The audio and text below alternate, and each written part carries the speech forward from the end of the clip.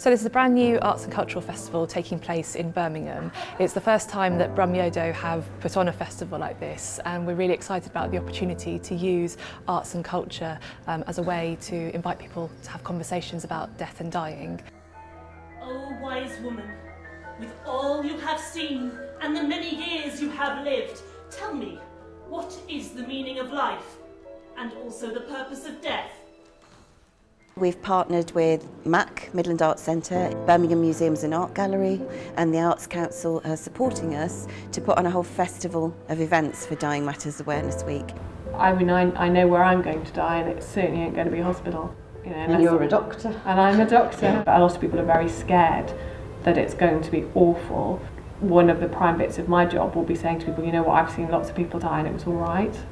You know, the actual dying. I think the living until you die can be tougher. The conversations about death and dying tend to happen in the spaces where people die. That's too late. What we're keen to do is use art, music, film, activity to enable conversations to happen in beautiful spaces, in a friendly, relaxed environment, to stimulate ideas and thought, and to create a sort of warmth around those conversations when people are feeling in a good mood, when they're healthy, when they're happy, and when they're not right at the end, when actually it's too late to have those conversations. It's beautiful. At first I didn't think it was a coffin. I thought it was like more like a flower bed kind of thing, which you put flowers in and stuff. It's opened the door a bit, so she'll know what I want when I go.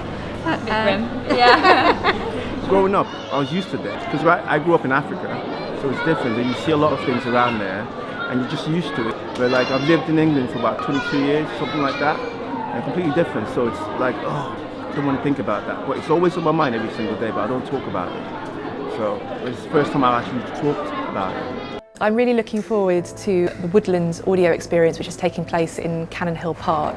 It's a 20-minute listening experience created by two artists called French and Mottershead. The piece involves listening to a description of how a body decomposes in a woodland environment. The blood sinking to the back of your body is flooding your skin red, except where pressure points impress a delicate pale pattern onto your discoloured skin. It's made me less scared of dying.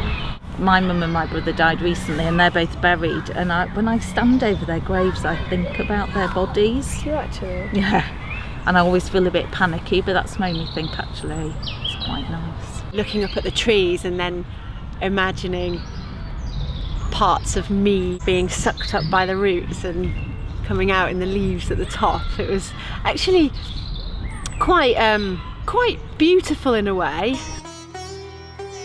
We have a death drawing salon by a company called Art Macabre. So it's a life drawing salon which will feature two Hindu goddesses of death.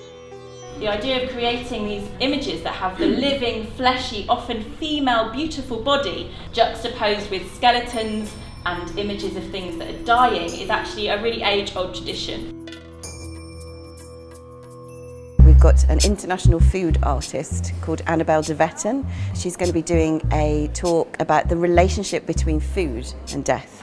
And also to make you eat bread off a dead body. So if you would like to come down and help yourself to some bread, we have some parsley, garlic butter. Parsley is also a herb used for death rituals. It's just something that people don't really talk about a lot, I think. And so it's nice to kind of break down those boundaries, and also it's really good food. Today we're making a tour of a crematorium, Redditch crematorium, and then heading on to Westall Park Natural Burial Ground. That's a cremator. And for most of you, I presume, first time possibly ever to have seen one. And it's important for people to be able to experience either a crematorium, behind the scenes at the crematorium, going to the natural burial ground at a point where it's not an issue, it's not a major concern in their life. My little brother's girlfriend died some years ago and she was only 32. Even though we knew it was coming, the funeral didn't reflect that young lady's life. It was in a church that she'd never been to, conducted by a vicar that didn't know the family, and it all just felt a bit wrong somehow. So if only it had been on something like this beforehand, I might have said, hold your horses. She probably would have preferred to arrive in a camper van, not a hearse. What kind of cake would you like? Okay, I'm just going to say a few words about Westall Park and what natural burial entails. And you almost owe the people that you love, you owe them to have thought about this and thought about what you want. If you die unexpectedly, they're going to be less able to make some of those decisions unless you've kind of brought this conversation to the table beforehand. And you know, my youngest son does live with the brain tumour, so it has been quite closer than I would have liked. He's all right, and he's hopefully going to live a normal length of life. But the girls who don't seem to need me so much at the minute, I would definitely perhaps bring them up here and have a conversation, and then one day it's there for them to open that box that we came here with Mum one day. Oh yes, she likes that, and this is why. So that's good, isn't it? Because you want to carry on looking after your children after you've gone, and you can do it.